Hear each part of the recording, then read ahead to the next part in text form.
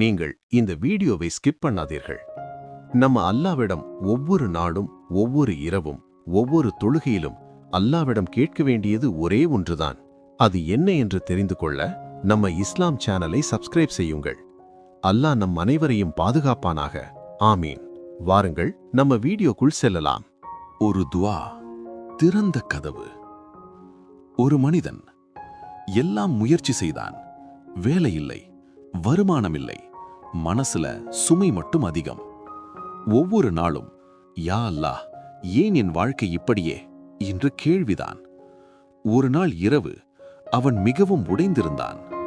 யாரிடமும் சொல்ல முடியாத வலி. அவன் கைகளை உயர்த்தினான். அழுதபடியே சொன்னான், யா அல்லாஹ், எனக்கு வேண்டியது பணம் அல்ல, என் மனசுக்கு சுக்கூன் தா. அந்த துவாக்கு யாரும் ஆமீன் சொல்லவில்லை. ஆனால் அல்லாஹ் கேட்டான். அடுத்த நாட்கள்ல வேலை உடனே வரல, பணம் உடனே வரல. ஆனால் அவன் மனசு மாற ஆரம்பிச்சது. கவலை குறைந்தது, நம்பிக்கை வந்தது. சில நாட்களுக்கு பிறகு ஒரு சிறிய வேலை, அதிலிருந்து இன்னொரு வாய்ப்பு.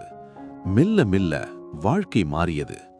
அவன் அப்போதுதான் புரிந்து கொண்டான், அல்லாஹ் துவாவை நாம் நினைக்கும் மாதிரி அல்ல, நமக்கு நல்லதிருக்கும் மாதிரி ஏற்றுக்கொள்கிறான்.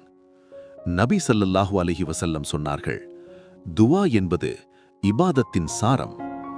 இன்று நம்ம வாழ்க்கையில கதவுகள் மூடப்பட்டிருக்கலாம், ஆனால் துவாவின் கதவு எப்போதும் திறந்துதான் இருக்கிறது. அழுதாலும் பரவாயில்லை, உடைந்தாலும் பரவாயில்லை, ஆனால் அல்லாஹ் முன்னாடி கைகளை இறக்காதீர்கள்.